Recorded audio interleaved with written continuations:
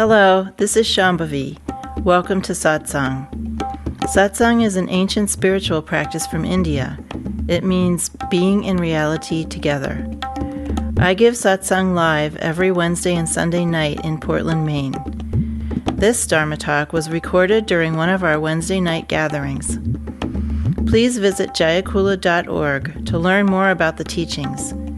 You can find video satsangs on Jayakula's YouTube channel, and my books are all available on Amazon.com. Much love to you, wherever and however you are.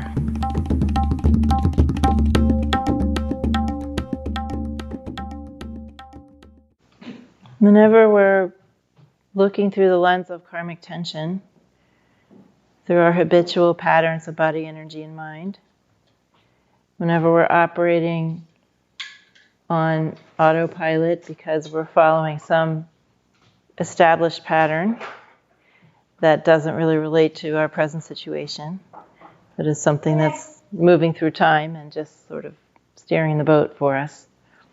Any kind of karma, any kind of karmic fixation, any kind of tension or realm vision represents a loss of intimacy.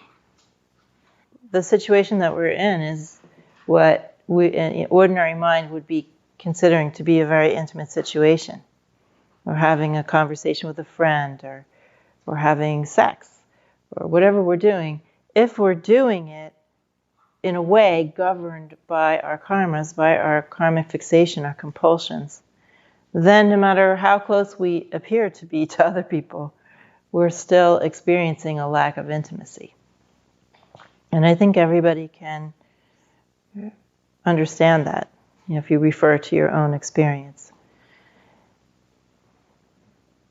In this tradition, one of the ways we could talk about what self-realization is by saying that it's a condition of total intimacy, where there is no barrier of body or energy or mind between you and everything else. And where you're experiencing everything else as an aspect of oneself. Not an aspect of this little self, that's a misinterpretation, but an aspect of one continuous self of which you are an expression. So that is a condition, not just logically of intimacy, because you could say, oh yeah, that sounds like a logical form of intimacy.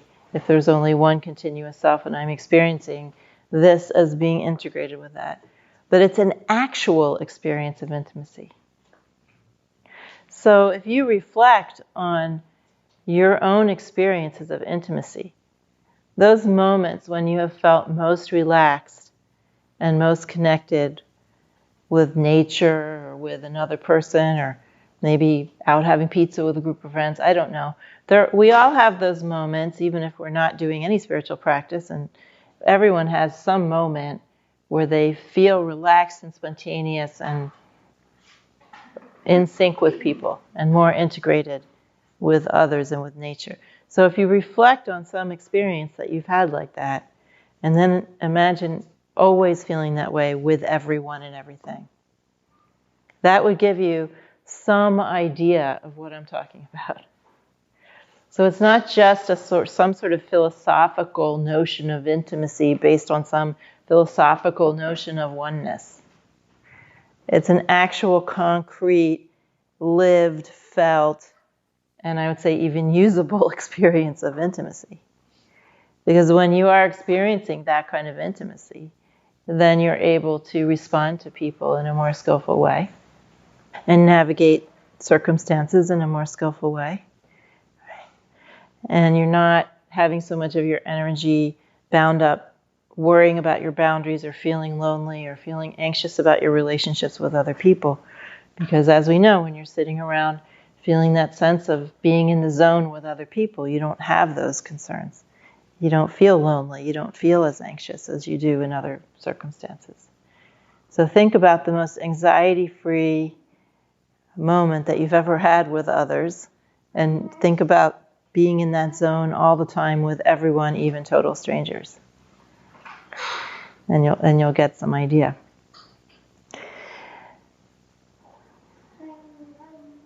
some particular ways, and there are many, many ways that we interrupt our intimacy with other people. But we know, those of you that have been around this tradition a little bit, that honesty is something that we really treasure because it's relaxing. And because being honest expresses respect for other people. It's relaxing because then you have nothing to worry about if you're being honest. You don't have anything to remember. and you feel that you're in your own ground. You're inhabiting your own skin. There's no sense of disassociation from yourself when you're being really honest.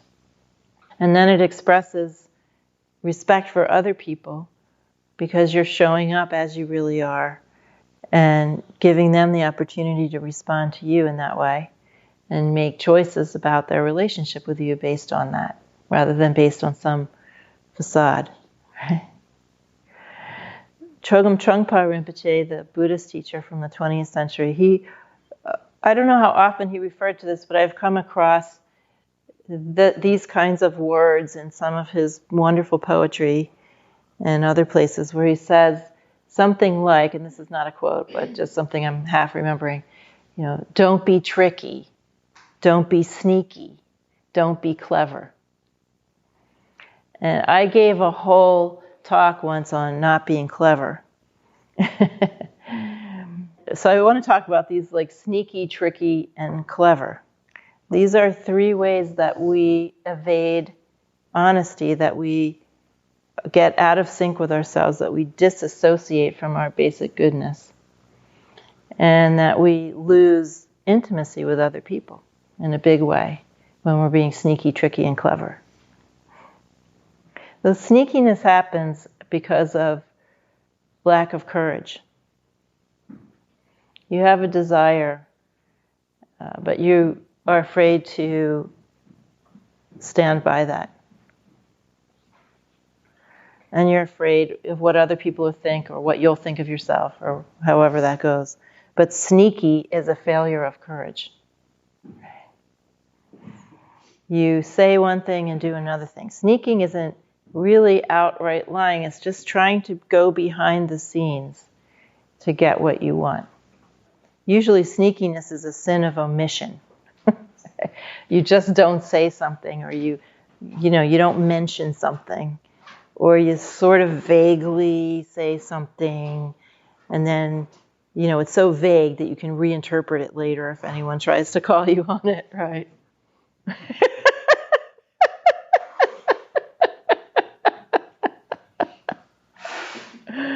And it's really a way of your desire trying to get what it wants without having to be responsible for it.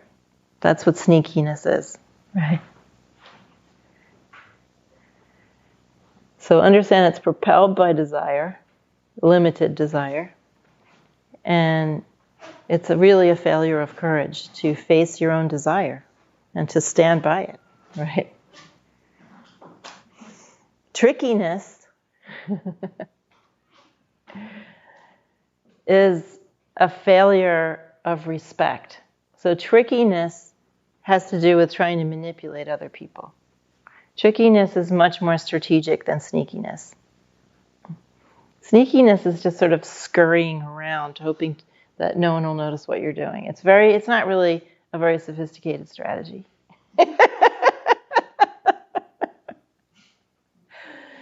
Trickiness is much more strategic. You actually have some sort of mental construct or plan of how you're going to trip somebody else up or trick them into doing what you want them to do or feeling what you want them to feel. And trickiness often involves a lot of aggression toward other people.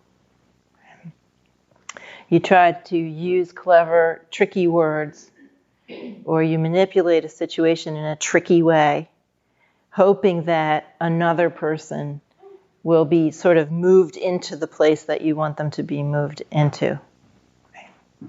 So it's really much more aggressive than sneakiness. Sneakiness isn't really very overtly aggressive because it doesn't want to be caught. Trickiness is much more aggressive. And these are all ways in which if you're relating in sneaky, tricky ways, you are no longer intimate with anyone. Even if you're being sneaky, tricky in an intimate relationship, somebody you live with or a friend, when you're engaged in sneaky trickiness, you have lost intimacy.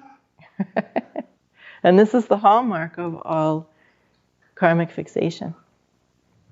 Mm-hmm. Cleverness is a failure of creativity and a failure to connect with real intelligence. So cleverness is a way of deflecting attention from yourself. It's a kind of almost animal realm thing where you say something clever or that you hope is clever, or you do something that you hope is clever, so that no one will really see what condition you're in, and they'll just leave you alone. You'll get some kind of admiration, or you'll push somebody away. Cleverness can also be used very, very aggressively when you feel backed into a corner and you try desperately to come up with something clever. That it's almost like cleverness, shoot you with it. Right. And some people actually live like that a lot. And I used to be in academia. There was a lot of clever people there. And they were just quipping and clevering all over the place. It wasn't very interesting because cleverness isn't actually that clever. It's not actually very interesting. Compared to real creativity and intelligence, cleverness isn't really all that interesting. It's very transparent. But again, it's much more aggressive. Cleverness and trickiness are much more aggressive than sneakiness. So sneakiness is for people who don't want to be seen. Trickiness is for people who want to manipulate other people. Cleverness is for people who want to be admired at the same time that they don't want to be seen. So that's my map of sneaky, tricky, and clever. But what all three of these things have in common is, and the reason why Trungpa, wrote about them, is that they all have in common that all represent a really serious degree of lack of intimacy with other people. There's no way that when you're being sneaky, tricky, or clever, anyone can really make contact with you, or you with anyone else, right? Try to understand that in this tradition, we know that desire is driving everything. That primordial desire to just know yourself. And it expresses itself in a lot of different ways. And you're encouraged to be honest about what it is that you want. I was just talking to somebody today saying, I can tell somebody to do something, even someone who thinks I'm their one true teacher. And if they don't want to do it, they won't. The only reason anyone ever does anything is because they want to. Even if you do something you think you don't want to do, you're doing it because you want something else. Maybe you do something you don't want to do, but you want the money, or you want the approval, or you don't want to get yelled at, or something like that, right? So no matter what you do, if you examine, no matter what you do, it's driven by your desire.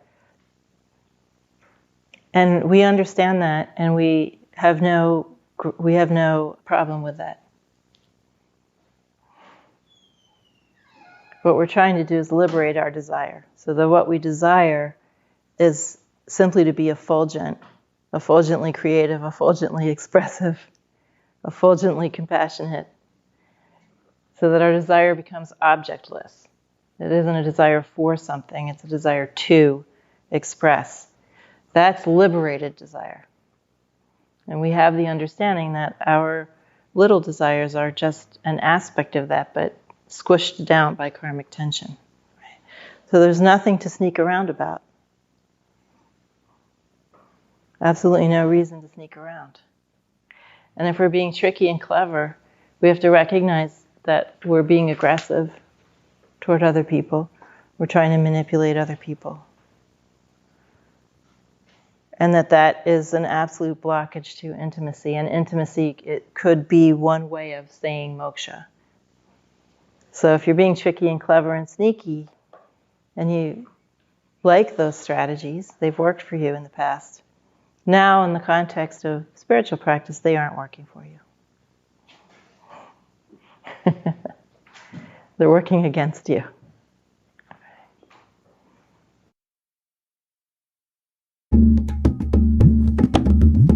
Jayakula is a nonprofit community offering opportunities to learn and practice in the direct realization traditions of Trika Shaivism and Dzogchen. We are based in Portland, Maine and Portland, Oregon.